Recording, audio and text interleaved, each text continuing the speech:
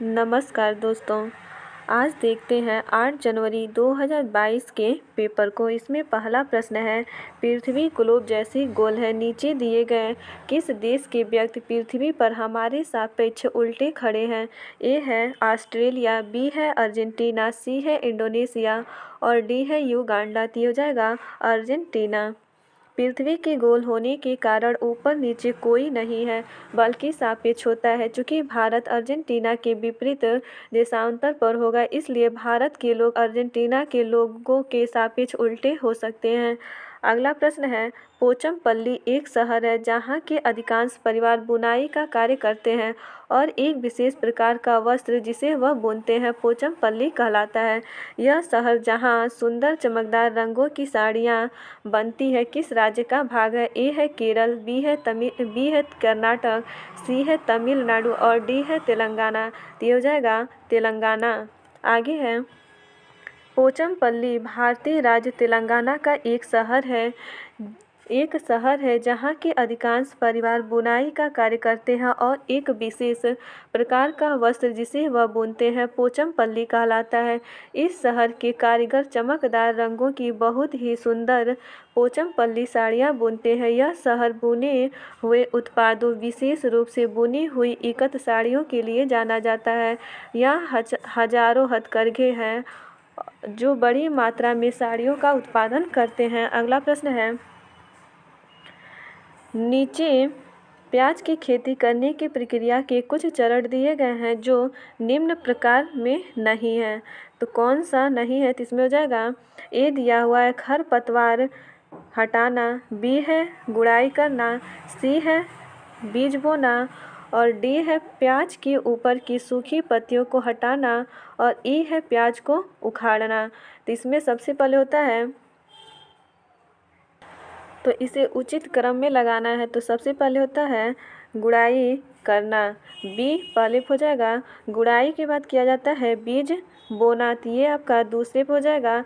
बीज बोने के बाद उसमें जो खरपतवार होते हैं उसे हटाना होता है और उसके बाद प्याज को उखाड़ना, ये चौथे नंबर पे आ जाएगा। प्याज को उखाड़ने के बाद प्याज के ऊपरी की सूखी पत्तियों को हटाना, तो ये आपका 5 पे हो जाएगा। तो BCAED, इसमें हो जाएगा BCAED। तो डी ऑप्शन सही हो जाएगा। आगे है, प्याज एक वनस्पति है जिसका कंद सब्जी के रूप में प्रयोग किया जाता है। भारत में महाराष्ट्र राज्य इनके उत्पादन में अग्रणी है। प्याज की खेती करने के चरण में गुड़ाई करना, बीज बोना, खरपतवार हटाना, प्याज को उखाड़ना तथा प्याज के ऊपर की सूखी पत्तियों को हटाना। प्याज का तीखापन एलाइल प्रोपाइल डाइऑक्साइड के कारण होता है। तो प्याज का तीखापन किसके कारण होता है, ये भी पूछ सकता है। तो हो जाएगा एलाइल प्रोपाइल डाइसल्फाइड के कारण। अगला प्रश्न है, किसी पुस्तक में गोलकुंडा के किले का मानचित्र दिया गया है। इस मानचित्र की तली में पैमाना दिया गया है जिस पर लिखा है पैमाना 1 सेंटीमीटर का दिया है 110 मीटर और मानचित्र पर इब्राहिम बुर्ज और मासा बुर्ज के बीच की मापी गई दूरी 13.3 सेंटीमीटर है। तो इन दोनों बुर्जों के बीच की वास्तविक दूरी लगभग क्या होगी? इसमें दूरी पूछा है, तो इसमें हो जाएगा 1 सेंटीमीटर बराबर होता है 110 मीटर। तो इब्राहिम बुर्ज और मासा बुर्ज के बीच की दूरी दिया हुआ है 13.3 सेंटीमीटर। तो दोनों बुर्जों के बीच की दूरी ज्ञात करनी है। तो 1 सेंटीमीटर बराबर होता है 110 मीटर दिया हुआ है। तो 13.3 सेंटीमीटर बराबर इसे गुणा कर देंगे तो ये हो जाएगा 1463 मीटर। तो मीटर में नहीं बताना है, किलोमीटर में इसमें हो जाएगा 1000 मीटर बराबर होता है 1 किलोमीटर। तो 1 मीटर बराबर हो जाएगा 1/1000 किलोमीटर। तो 1463 में 1/1000 का गुणा करेंगे तो वो किलोमीटर में चेंज हो जाएगा। तो इसको सॉल्व करेंगे तो ये आएगा 1.463 किलोमीटर। अतः इब्राहिम बुर्ज और आसा बुर्ज के बीच वास्तविक दूरी 1.463 किलोमीटर या 1.5 किलोमीटर कह सकते हैं। अगला प्रश्न है, नीचे दिए गए कथनों में से अल बरूनी, जो एक विद्वान थे और जिन्होंने हमारे देश का भ्रमण हजारों वर्षों से पूर्व किया था, के बारे में सही कथनों को चुनिए। जिसमें ए ऑप्शन है, वह एक यात्री थे जिन्होंने हमारे देश का भ्रमण किया और जो प्रेक्षण किया उसके बारे में लिखा। इसमें ए आपका सही है। बी दिया हुआ है, वह अफगानिस्तान से भारत आए, तो बी आपका गलत है। सी ऑप्शन दिया हुआ है, उन्होंने उन चीज़ों के बारे में लिखा जो अपने देश से भिन्न लगी, तो ये सी भी सही है। आगे है, उनकी पुस्तक से हम अपने देश के भूतकाल और सांस्कृतिक विरासत के बारे में बहुत कुछ जानकारियाँ प्राप्त कर सकते हैं, डी भी सही है। और ए दिया हुआ है, उन्होंने विशेष रूप से हमारे देश के लोगों के तालाब बनाने में कुशलताओं का उल्लेख किया, तो आपका ई भी सही हो जाएगा। इसमें हो जाएगा ए, सी, डी और ई। अल बरूनी का जन्म ख्वारिज़्म, जो उज़्बेकिस्तान में है, सन 973 में हुआ था। वह फारस का एक प्रसिद्ध विद्वान था जो महमूद गजनवी के साथ भारत आया था। वह पहला मुस्लिम लेखक था। उसने अपने वर्णन में भारत की परंपराओं, रीति रिवाजों और संस्कृति पर बड़े पैमाने पर अपना ध्यान आकर्षित किया। उसकी प्रसिद्ध पुस्तक तहकीक-ए-हिंद या किताब-उल-हिंद अरबी भाषा में लिखी गई थी। अगला प्रश्न है, नीचे दिए गए जानवरों पर विचार कीजिए। तो सांप, छिपकली, मेढक, घड़ियाल और मगरमच्छ। निम्नलिखित में से वह विशेषता को चुनिए जो इन सभी जानवरों में पाई जाती हैं। तो ए ऑप्शन है, इनका 3 कोष्ठकों का हृदय होता है। बी है, ये अंडे देते हैं। सी है, ये जल और स्थल दोनों पर रह सकते हैं। और डी दिया हुआ है, इनके शरीर सल्क से ढके रहते हैं। तो इसमें आपका बी सही हो जाएगा, ये सभी अंडे देते हैं। प्रश्नगत विकल्पों में सांप, छिपकली, मेढक, घड़ियाल, मगरमच्छ अंडे देते हैं। सांप सरीसृप वर्ग का प्राणी है। यह जल तथा थल दोनों जगह पाया जाता है, जबकि छिपकली सरीसृप प्राणियों का एक उपगण है। मेढक उभयचर वर्ग का जंतु है जो पानी तथा जमीन दोनों जगह रह सकता है। घड़ियाल को फिश ईटिंग क्रोकोडाइल्स भी कहते हैं। यह मगरमच्छ जैसा सरीसृप होता है। नोट में है, सी टेट के मूल प्रश्न में टर्टल का हिंदी छिपकली दिया गया है। अगला प्रश्न है, यदि आप अहमदाबाद गुजरात में स्थित और भारत के मानचित्र पर अहमदाबाद और दिल्ली के बीच कोई सरल रेखा खींचते हैं तो अहमदाबाद से दिल्ली की दिशा क्या होगी? तो इसमें हो जाएगा उत्तर पूर्व।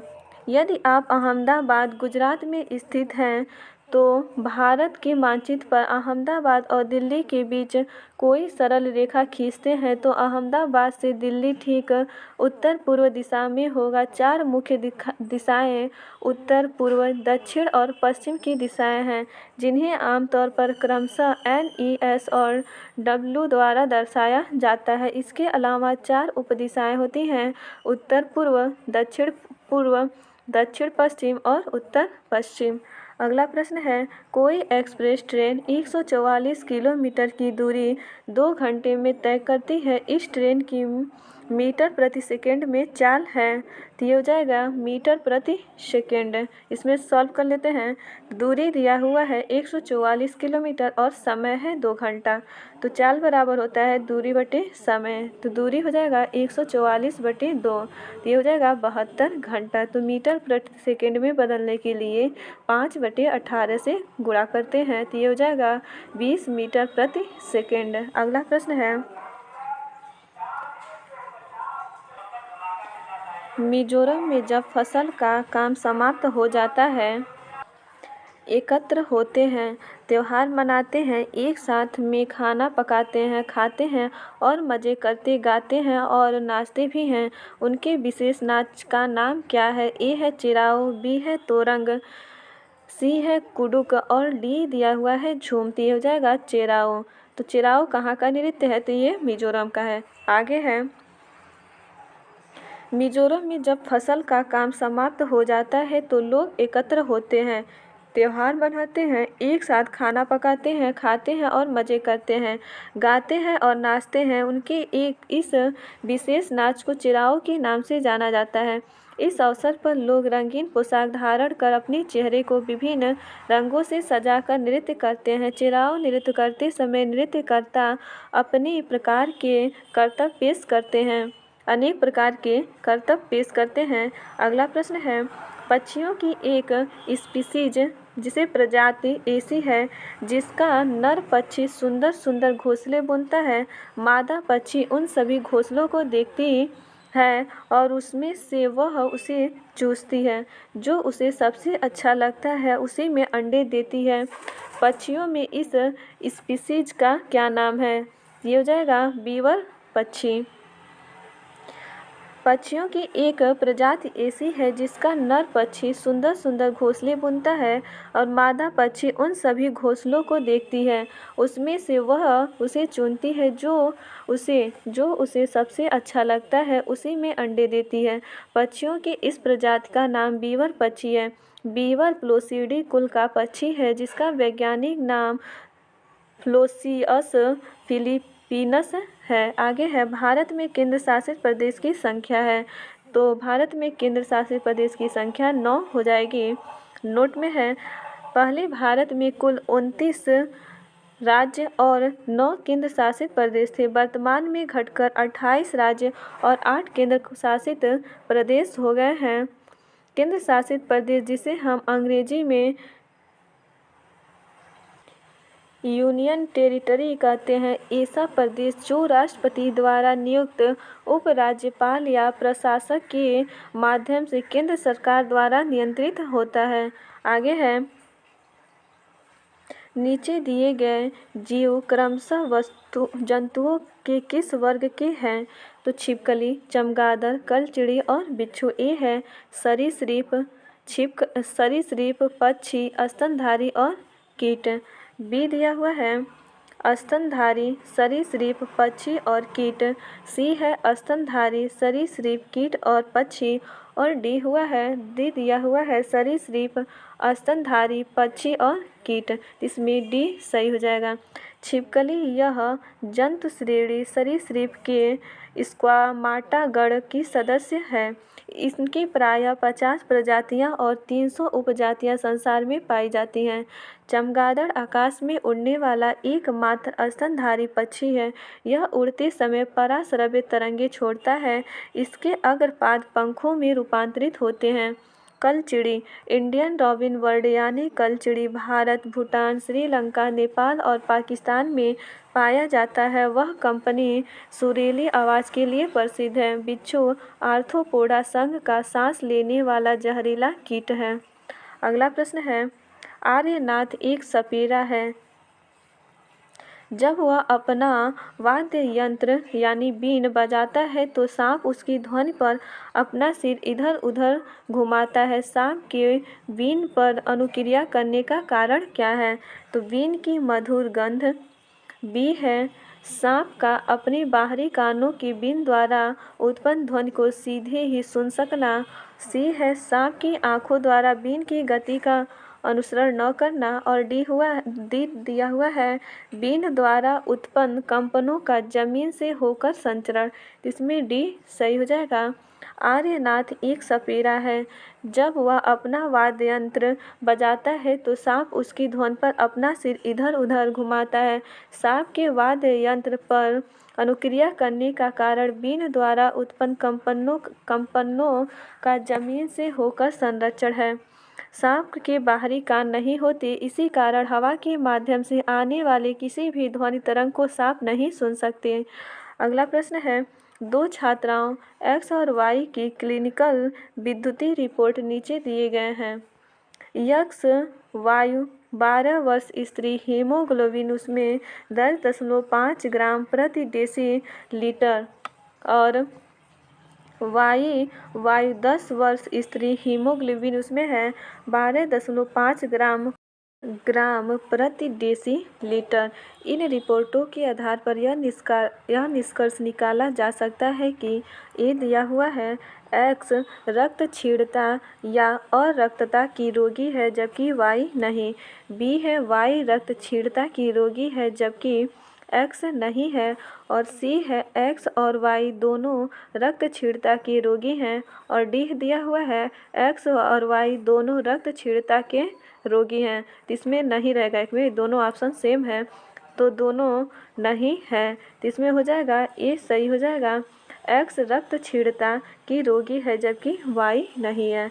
आगे है दो छात्राओं यक्स और वाई की क्लिनिकल विकृत रिपोर्ट के अनुसार एक्स रक्त क्षीणता की रोगी है जबकि वाई नहीं है।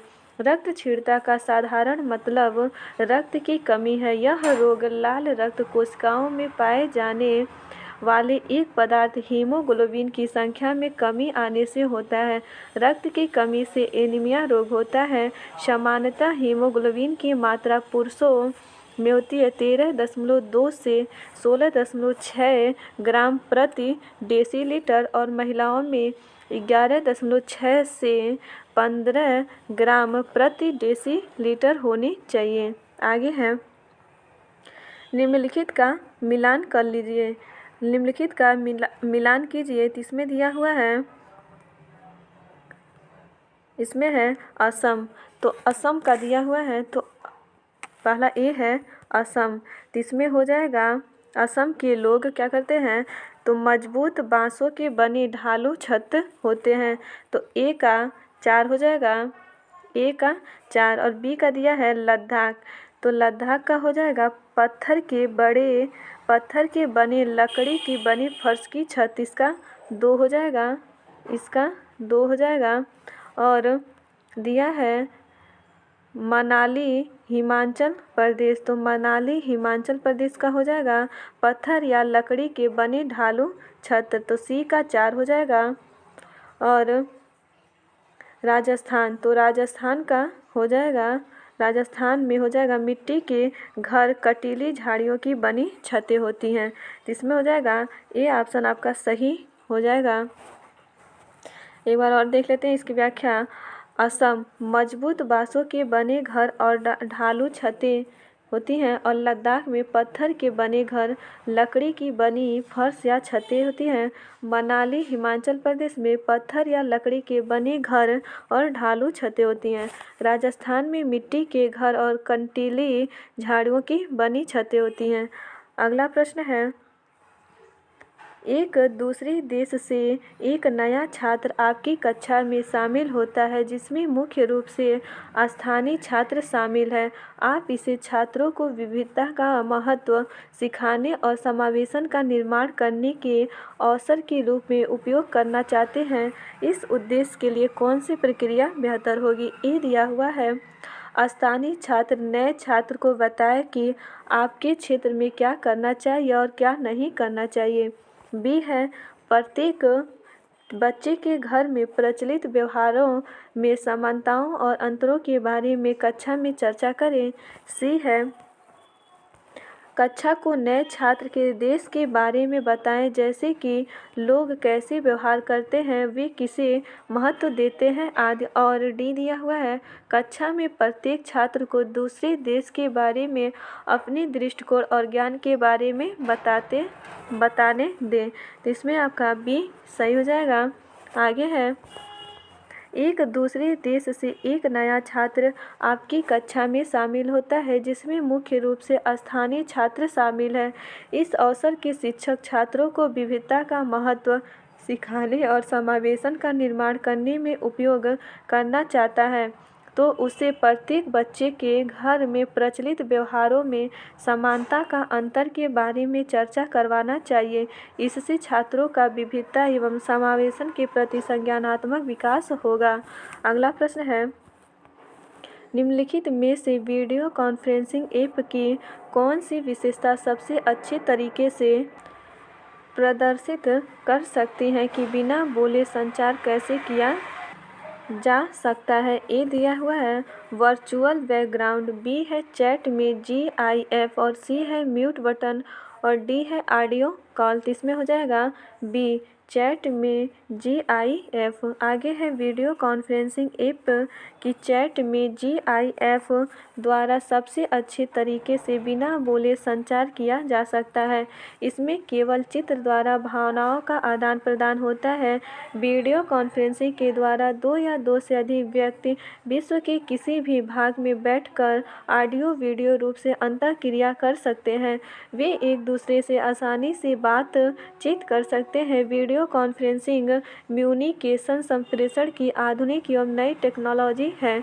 इसके निम्न लाभ हैं टेली सेमिनार, दूरस्थ छात्रों से संपर्क, ई लर्निंग, विशेषज्ञ की सहायता आदि। अगला प्रश्न है निम्नलिखित में से कौन सा अभ्यास संरचनावादी दृष्टिकोण में सबसे अधिक मेल खाता है। ये है उनके अनुकूलन की पहचान करने के लिए जानवरों के कानों की तस्वीरों का उपयोग करना। बी है पास के बगीचे में विभिन्न प्रकार के पत्तों को तोड़कर उनकी रूपरेखा बनाना। सी है एक किले की विभिन्न संरचनाओं के उपयोग की व्याख्या करने के लिए ग्राफिक आयोजन का प्रयोग करना। डी है विभिन्न देशों जिनके बारे में छात्रों ने सुना होगा की पहचान करने के लिए ग्लोब का उपयोग करना। इसमें डी सही हो जाएगा। विभिन्न देशों जिनके बारे में छात्रों ने सुना होगा की पहचान करने के लिए ग्लोब का उपयोग करना संरचनावादी दृष्टिकोण या रचनावादी उपागम से सबसे अधिक मेल खाता है।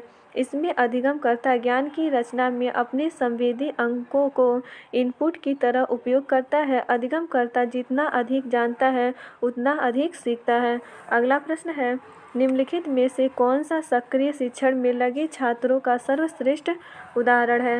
ये है छात्र श्यामपट्ट पर लोगों द्वारा किए जाने वाले विभिन्न प्रकार के कार्यों के बारे में अपने विचारों का मानस चित्रण बनाएंगे। बी है दो छात्र मिलकर फूल के उन विभिन्न भागों को सूचीबद्ध करेंगे जिनका उल्लेख EVS पाठ्यपुस्तक में दिया गया था। सी है पोचमपल्ली झाड़ियों पर एक वीडियो देखने के बाद छात्र झाड़ियों पर बने विभिन्न प्रतिरूपों के चित्र बनाएंगे। और डी दिया हुआ है छात्र इमारतों के निर्माण में उपयोग होने वाली विभिन्न प्रकार की चीज़ों के बारे में श्यामपट्ट पर लिखी जानकारी को लिखते हैं। तो इसमें आपका ए सही हो जाएगा। छात्र श्यामपट्ट पर लोगों द्वारा किए जाने वाले विभिन्न प्रकार के कार्यों के बारे में अपने विचारों का मानस चित्रण बनाएंगे। आगे है सक्रिय शिक्षण में लगे छात्रों का सर्वश्रेष्ठ उदाहरण छात्र द्वारा श्यामपट्ट पर लोगों द्वारा किए जाने वाले विभिन्न कार्यों के बारे में अपने विचारों का मानस चित्रण माइंड मैप बनाना है।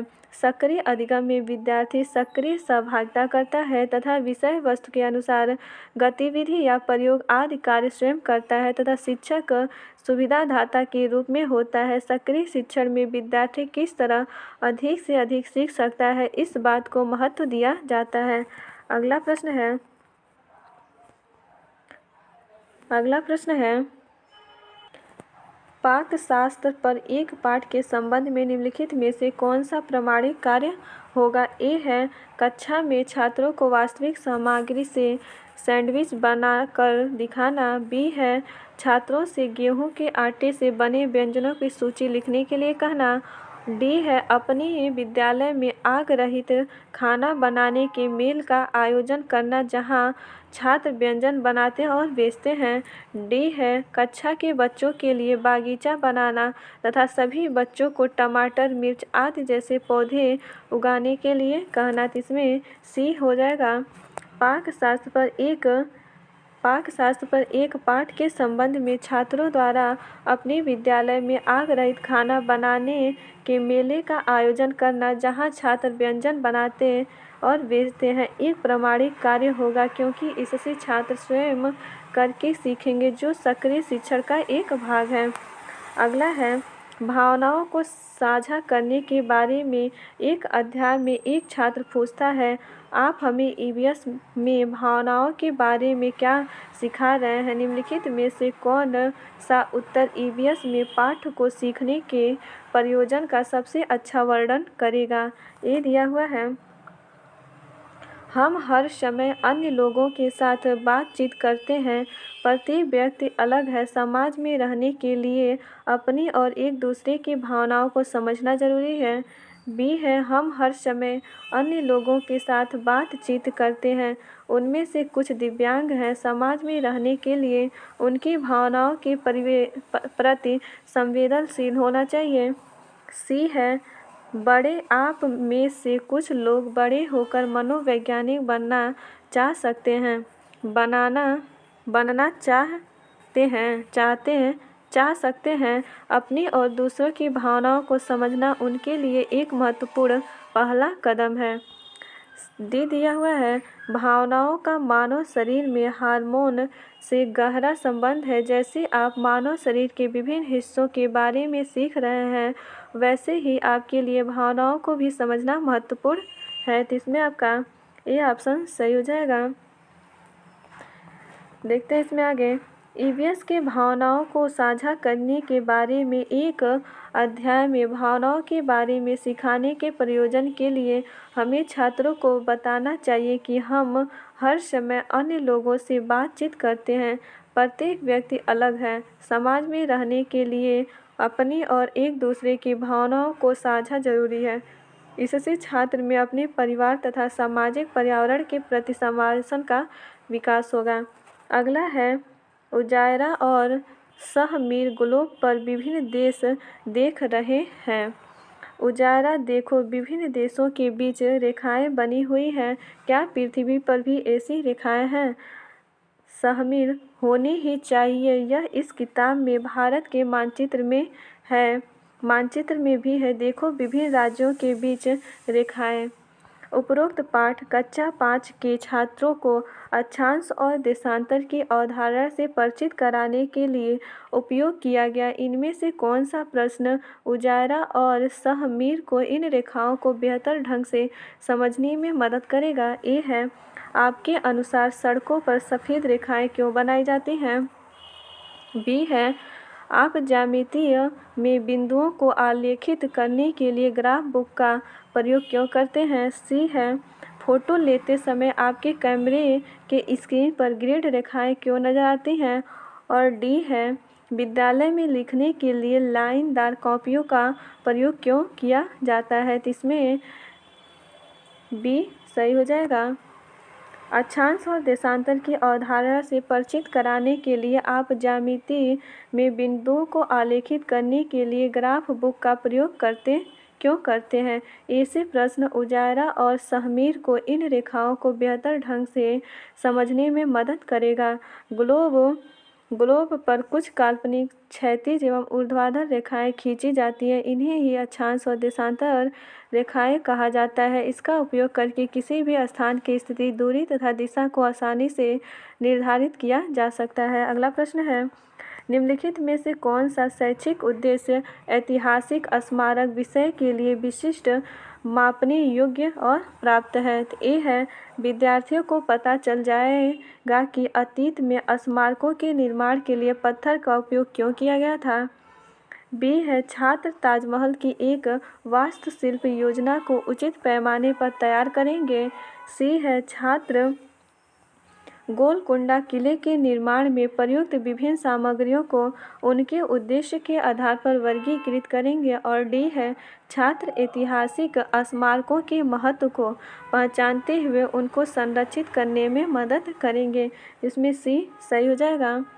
छात्र गोलकुंडा किले के निर्माण में प्रयुक्त विभिन्न सामग्रियों को उनके उद्देश्य के आधार पर वर्गीकृत करेंगे। ऐसा शैक्षिक उद्देश्य ऐतिहासिक स्मारक विषय के लिए विशिष्ट, मापने योग्य और प्राप्य है। स्मारक एक ऐसी संरचना है जो या तो विशेषतः किसी व्यक्ति या महत्वपूर्ण घटना की स्मृति में बनाई गई है या किसी समाज तबके के लिए उसके अतीत के स्मृति के रूप में महत्वपूर्ण बन गई है। आगे है, आप आगामी प्रदर्शन के लिए प्रोजेक्ट बनाने हेतु अपनी कक्षा में गोंद की एक बड़ी बोतल लाए हैं ताकि छात्र प्रोजेक्ट बनाने के लिए उसका प्रयोग कर सकें। आपने छात्रों को बताया है कि अगर गोंद की बोतल खाली हो गई तो नई बोतल नहीं दी जाएगी, इसलिए उन्हें उस गोंद का उपयोग किफ़ायती तरीके से करना चाहिए। निम्नलिखित में से कौन सी क्रिया छात्रों को उन संसाधनों के विकल्पों पर विचार करने में मदद करेगी जो सीमित मात्रा में उपलब्ध होते हैं? ए दिया हुआ है, एक पोस्टर लगाएं जो दर्शाए कि किन प्रोजेक्टों में गोंद का प्रयोग किया जा सकता है और किन में नहीं। बी दिया हुआ है, अपनी परियोजनाओं पर काम करने के साथ ही छात्रों से उन विभिन्न सामग्रियों को सूचीबद्ध करने के लिए कहें जो चिपचिपी हैं। सी है, छात्रों को एक साझा रजिस्टर में लिखने को कहें कि उन्हें कब, क्यों और कितने चम्मच गोंद लिया। डी है, छात्रों को गोंद में पानी मिलाकर उपयोग करने के लिए कहें। इसमें बी सही हो जाएगा।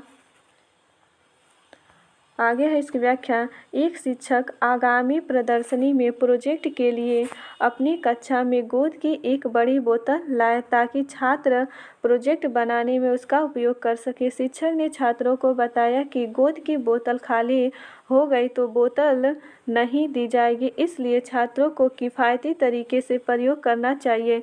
इसमें छात्रों को परियोजना के साथ विभिन्न सामग्रियों को सूचीबद्ध करने को कहेंगे जो चिपचिपे हैं।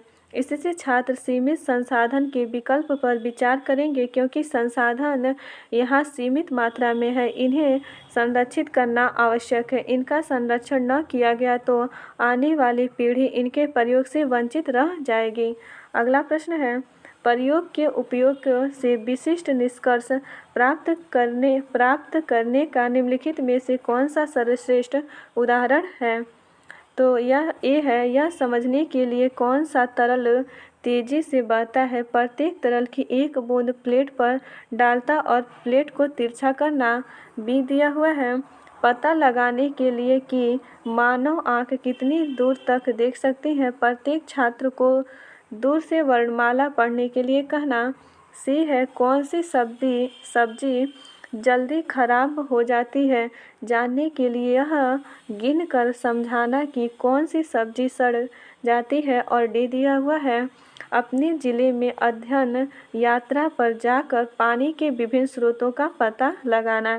तो इसमें हो जाएगा ए ऑप्शन सही हो जाएगा। प्रयोग के उपयोग से विशिष्ट निष्कर्ष प्राप्त करने का सर्वश्रेष्ठ उदाहरण यह समझने के लिए है कि कौन सा तरल तेजी से बहता है। प्रत्येक तरल की एक बूंद प्लेट पर डालना और प्लेट को तिरछा करना। प्रयोगशाला की स्थापना से छात्रों को पुस्तक की तथा सैद्धांतिक शिक्षा के स्थान पर व्यवहारिक एवं वास्तविक शिक्षा प्रदान की जा सकती है। प्रयोगों के द्वारा छात्रों को वैज्ञानिक घटनाओं के दृश्य अनुभव प्रदान करना, वैज्ञानिक उपकरणों पर कार्य करने का कौशल विकसित करना, विज्ञान प्रयोगों एवं विज्ञान संबंधित गतिविधियों में रुचि विकसित करना। अगला है, ऋतुओं के विषय को प्रस्तुत करने के लिए निम्नलिखित में से कौन सा आकर्षण या प्रारंभिक उदाहरण के रूप में सबसे अधिक प्रासंगिक है? एक है, तापमान, वस्त्रों, गतिविधियों, पौधों आदि के संदर्भ में ग्रीष्म और शिशिर के बीच अंतरों का वर्णन करना। बी है, छात्रों को एक टोपी, एक बरसाती और एक स्वेटर दिखाना और उनसे पूछना कि उन्होंने उनमें से किसका उपयोग किया है। सी दिया हुआ है, छात्रों को सैर पर ले जाना और उनसे यह वर्णन करने के लिए कहना कि आने वाले मौसम में पौधे कैसे बदलेंगे। डी दिया हुआ है, छात्रों को सूर्योदय से सूर्यास्त और फिर सूर्योदय तक लोगों की गतिविधियों में संबंधित परिवर्तनों का वीडियो दिखाना। तो इसमें बी ऑप्शन सही हो जाएगा। आगे है, ऋतुओं के विषय में वस्तु प्रस्तुत करने के लिए छात्रों को एक टोपी, एक बरसाती और एक स्वेटर दिखाना और उनसे पूछना कि उन्होंने इनमें से किसका उपयोग किया है। सर्वाधिक प्रासंगिक उदाहरण होगा। भारत में परंपरागत रूप से मुख्यतः 6 ऋतुएं परिभाषित की गई हैं, जो निम्न हैं: वसंत, ग्रीष्म, वर्षा, शरद, हेमंत और शिशिर। अगला प्रश्न है, अधिगम उद्देश्य: छात्र संचारी बनाम गैर संचारी रोगों की अवधारणा को लागू करने में सक्षम होंगे। निम्नलिखित में से कौन सा मूल्यांकन प्रश्न के अध्ययन के उद्देश्य का सर्वोत्तम परीक्षण करता है? ए ऑप्शन दिया हुआ है, हम कोविड के प्रसार को रोकने के लिए मास्क का उपयोग करते हैं, लेकिन मधुमेह के प्रसार को रोकने के लिए नहीं। क्यों? बी दिया हुआ है कि यदि आपके माता पिता में से किसी एक को मलेरिया है तो स्वयं को उनके इसके होने के जोखिम को कम करने के लिए आप क्या कर सकते हैं? सी है, स्वच्छ वातावरण बनाए रखने से आप किन रोगवाहक कीड़ों को रोक सकते हैं? और डी दिया हुआ है, जीवाणु और विषाणुओं से होने वाली विभिन्न प्रकार की बीमारियां कौन सी हैं? तो इसमें आपका हो जाएगा ए ऑप्शन सही हो जाएगा। आगे है इसमें, छात्रों को संचारी बनाम और गैर रोगों की अवधारणा का अधिगम कराने के उद्देश्य में सर्वाधिक उपयुक्त प्रश्न: हम कोविड का प्रसार रोकने के लिए मास्क का उपयोग करते हैं, लेकिन मधुमेह के प्रसारण को रोकने के लिए नहीं। क्यों? अब छात्रों को संचारी रोग चेचक, इन्फ्लुएंजा, कोविड आदि तथा गैर संचारी रोग कैंसर, मधुमेह, हृदय रोग आदि के बारे में अवगत कराएंगे। अगला है, एक शिक्षिका अपने छात्रों को विभिन्न विश्व धरोहर स्थलों के बारे में सिखाने और उनकी वास्तुकला, ऐतिहासिक पृष्ठभूमि आदि को बेहतर ढंग से समझने के लिए प्रौद्योगिकी का उपयोग करना चाहती है। निम्नलिखित में से कौन सी तकनीक इस उद्देश्य के लिए सबसे उपयुक्त है? तो हो जाएगा आभासी वास्तविकता। एक शिक्षिका अपने छात्रों को विभिन्न विश्व धरोहर स्थलों के बारे में सिखाने और उसकी वास्तुकला, ऐतिहासिक पृष्ठभूमि आदि को बेहतर ढंग से समझने के लिए वर्चुअल रियलिटी, आभासी वास्तविकता तकनीक का बेहतर इस्तेमाल कर सकती है, क्योंकि इसमें धरोहर के चित्र एवं उनकी वास्तुकला के लगभग वास्तविक रूप से प्रदर्शन हो जाते हैं। अगला प्रश्न है, शिक्षक खाद्य परीक्षण की अवधारणा सिखाना चाहता है। निम्नलिखित में से कौन सी खाद्य सामग्री इस अवधारणा को समझने के लिए सबसे उपयुक्त है? तो इसमें हो जाएगा पापड़ है, चिप्स है, दही है और कच्चा आम। तो इसमें दिया हुआ है, आयोग ने दोनों विकल्प सही माना है। खाद्य परीक्षण की अवधारणा सिखाने के लिए पापड़ और चिप्स सबसे उपयुक्त सामग्री है, क्योंकि यह प्रायः हर घर में बनाई जाती है। विभिन्न तरीकों से किसी भी खाद्य सामग्री को लंबे समय के लिए सुरक्षित रखना खाद्य परिरक्षण कहलाता है। अगला है, सुश्री वैष्णवी समुदाय से प्राप्त उदाहरणों का उपयोग करते हुए पर्यावरण में चीज़ों की अन्योन्याश्रयता का विचार सिखा रही है। निम्नलिखित में से कौन सा उदाहरण इन अवधारणाओं को समझाने के लिए सबसे उपयुक्त है? ए ऑप्शन है, खेल का परित्यक्त मैदान। बी है, कूड़ा एकत्र करने की ज़मीन। सी है, पुलिस थाना। और डी है, नाई। इसमें हो जाएगा नाई। पर्यावरण की चीज़ों की अन्योन्याश्रयता के विचार को सिखाने में सुश्री वैष्णवी द्वारा समुदाय से नाई का उदाहरण देना सर्वाधिक उपयुक्त रहेगा, क्योंकि लोग अपने बाल कटवाने के लिए नाई पर आश्रित हैं। ये कुल आपके 30 प्रश्न हो चुके। यदि ये वीडियो आप लोगों को अच्छी लगती हो तो लाइक ज़रूर कीजिएगा। धन्यवाद दोस्तों।